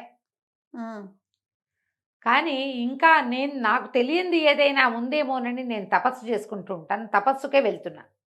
ఓకే అని చెప్పి ఇతను ఎక్కడున్నాడు, ఈశాన్యంగా ప్రయాణిస్తే దావానలం అనే ఒక నగరం ఉంది. ఆ నగరంలో ఉన్నాడు ప్రచండుడు. నువ్వు అక్కడికి వెళ్తే అతన్ని పట్టుకోగలుగుతావు. ఈ అమ్మాయిని కూడా, విద్యాధరిని కూడా వాడే తీసుకుపోయాడు అని చెప్పి ఒక విల్లుని ఇది చేసి ఇచ్చాడట ఆయన. గాల్లోంచి తీసాడు ఈ విల్లు ఇచ్చి, ఇది అద్భుతమైన విల్లు, ఈ విల్లుతోటి నువ్వు ఈ వజ్రాల బాణాన్ని ప్రయోగిస్తే ప్రచండుడిని అవలీలగా చంపేయగలుగుతావు. ఓకే, వెతుక్కో నీ దారిని నువ్వు అని చెప్పాడు. చెప్పేసరికల్లా ఈ దావానాల నగరంలో ఆ అమ్మాయి ఉంది. ఏం చేస్తాడు, మళ్ళీ వెళ్ళాల్సిందేగా. సరే, వీళ్ళిద్దరూ మెరుపు మీద ఎక్కి పాదుకలు మెరుపు కాళ్ళకి తొడిగారట. మెరుపుకి ఇట్లా రికాబులు ఉంటాయి కదా, ఈ పాదుకలకి దానికి దగ్గరికి పెట్టి చేశారనమాట. చేశారకల్లా మెరుపు గాల్లోకి ఎగిరింది. ఈశాన్య దిక్కునున్న ఆ దావానాల నగరం దాకా వెళ్ళిపోయారు. ఓకే, ఇప్పుడు ఈ అమ్మాయిని వెతకాలి. ఆ దావానాల నగరం దాని ప్రత్యేకత ఏంటి, దాని దగ్గరికి వెళ్తే మంటలు వస్తాయి. మొత్తం నగరం 4 వైపులా మంటలు వస్తున్నాయి. ఎట్లా దిగాలి నగరంలోకి అర్థం కావటంలా. అవును, చూస్తున్నాడు, ఏం చేయాలో తెలియలేదు. ఇంతలో అతనికి ఏం కనిపించింది, 2 పక్షుల జంట ఎగురుతూ దావానాల నగరంలోకి దిగుతుంది. ఇదేమిటి, ఇవి ఎట్లా దిగుతున్నాయి, అవి ఎట్లా దిగుతున్నాయో అర్థం కాల. తీరా ఏం చేశాడు, పైకి ఈ పాదుకలతోటి పైకి వెళ్ళి చూస్తే దావానాల నగరం మధ్యలోంచి దిగితే ఏమవ్వదు, దానికి 4 పక్కల మంటలు వస్తాయి. ఓహో, సరే, ఇతను పాదుకలు వేసుకుని ఆ నగరం మధ్యలోకి ఎంటర్ అయ్యాడు. ఆ శూలం అతని దగ్గరే ఉంది. లోపలికి ఎంటర్ అయ్యి కిందకి వెళ్ళాడు. వెళ్తే ఈ అమ్మాయిని ఒక చోట బంధించాడు. ఆ బంధించిన చోటికి అదృశ్య రూపంలో ఇతని మెడలో ఒక మణిమాల ఉంది కదా, ఆ మణిమాలని ముట్టుకుంటే అదృశ్యుడైపోతాడు. అదృశ్య రూపంలో నగరం అంతా వెతికి ఆ పిల్ల ఎక్కడ ఉందో అమ్మాయిని పట్టుకున్నాడు. ఆ విద్యాధరిని వివాహం చేసుకోవాలని చూస్తున్నాడు అనమాట. ఇతను ఏం జరిగింది, ఎప్పుడైతే ఈ ప్రచండు పైనుంచి వచ్చేసి ఇప్పుడు బ్రహ్మ తపస్సు మానేసి మహాకాళి దగ్గరకు వచ్చి తన హృదయాన్ని, తన తాలూకు ఆయుష్ పేటికని తీసేసుకుని వెనక్కి తిరిగి వస్తుంటే అతనికి ఈ పగడాల పడవలో ఉన్న విద్యాధరి కనపడి అతను కిందకి దిగొచ్చి ఎవరు ఏమిటి అని కనుక్కుని ఆ అమ్మాయితో సహా ఆ పగడాల పడవను పట్టుకెళ్ళిపోయాడు. వెళ్ళిపోయాడు. పగడాల పడవ అత్యంత శక్తివంతమైంది. ఆ పడవలో ఎవడు అధిరోహిస్తే వాడి మాట వింటుంది. దానికి రెక్కలు కూడా ఉన్నాయి, ఆకాశ గమనం కూడా తెలుసు దానికి. ఓహో.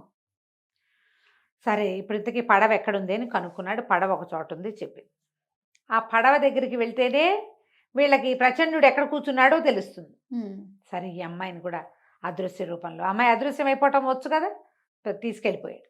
తీసుకెళ్ళి ఆ పడవ దగ్గర చూస్తే ఇతను ఇంకొక చోట తపస్సుకి కూర్చున్నాడు. సరే ఏం చేశాడు, సూరసేనుడిని అక్కడికి తీసుకొచ్చి ఈ పడవని విద్యాధరిని ఆయన అతనికి అప్పచెప్పి, నువ్వు వీళ్ళని రక్షించు, ఇక్కడే ఉండు, ఈ భైరవ శౌలను నీ దగ్గర ఉంచుకో, నాకు వజ్రాల బాణము ఆయన ఇచ్చిన రత్నాల విల్లు రెండూ సరిపోతాయి అతన్ని చంపడానికని అతన్ని చంపడానికి వెళ్ళాడు. ఇక ఎంతమంది ఎదురుపడ్డారో, ఎంతమంది రాక్షసులనో చంపాడు దారిలో అతను. అయితే ఇక్కడ ఇంత కథ నడుస్తుండగా ఏమైందట, వీళ్ళ వజ్రాల దేవి వీళ్ళ సొంత రాజ్యం ఉంది కదా, రాజ్యంలో రాకుమారుడు లేడు, వజ్రాల బాణం లేదు. ఈ రెండు తెలుసుకుని ప్రచారం జరిగిపోయి 4 రాజ్యాల వాళ్ళు 3 రాజ్యాల వాళ్ళు వీళ్ళ మీద పడ్డారు, దండెత్తుకొచ్చారు. ఎత్తుకు రావడానికి దాని మీదకి వెళ్ళిపోయారు ఇంకా ఊరి మీదకి. వీళ్ళు ఇంతకుముందు ఏం చేశారు, ఈ రాజకుమారుడితని అనిలాదేవి ఉంది కదా, ఇతని కూతురు 16 ఏళ్ళదే, ఆ ఆడపిల్ల ఉంది కదా, ఆ అమ్మాయికి ఒక పెళ్లి సంబంధం కుదుర్చుకున్నారు. వాళ్ళేమో కొంచెం దూరంగా ఉంటారు, చుట్టుపక్కల ఓ పక్కన ఉన్న రాజ్యాల వాళ్ళంతా వీళ్ళ మీద విరుచుకుపడ్డారు. రాకుమారుడు లేకపోయినా రాకుమార్తె చక్కగా ప్రచండంగా వేసుకుని ఆయుధాలు అవి ధరించి బ్రహ్మాండంగా యుద్ధం చేసిందట. మగపిల్లాడు లేని లోటు తీర్చింది. 2 రోజులు 3 రోజులు యుద్ధం జరిగాక రాజుగారికి దెబ్బలు తగిలినాయి. రాజుగారిని సంరక్షించడానికి తీసుకెళ్తే మర్నాడు రాకుమార్తెను అపహరించారు. రాజ్యాన్ని స్వాధీనం చేస్తారా, అమ్మాయిని చంపేయమన్నారా, వీళ్ళకి తెలియటల్లా ఏం చేయాలో. రాకుమారుడా లేడు, సూరసేనుడు లేడు, కొంత మటుకు చేయగలుగుతారు. సరే ఈ లోపల ఏమైంది, అంచెటపాల మీద వాళ్ళకు ఉత్తరం రాశారు. పెళ్లి వాళ్ళకి విజయవర్మ అతని పేరు, కౌశాంబి నగరానికి చెందిన వినయవర్మ కుమారుడు విజయవర్మతో ఈ పిల్లకి పెళ్లి సంబంధం మాట్లాడుకుని పెట్టుకున్నారు.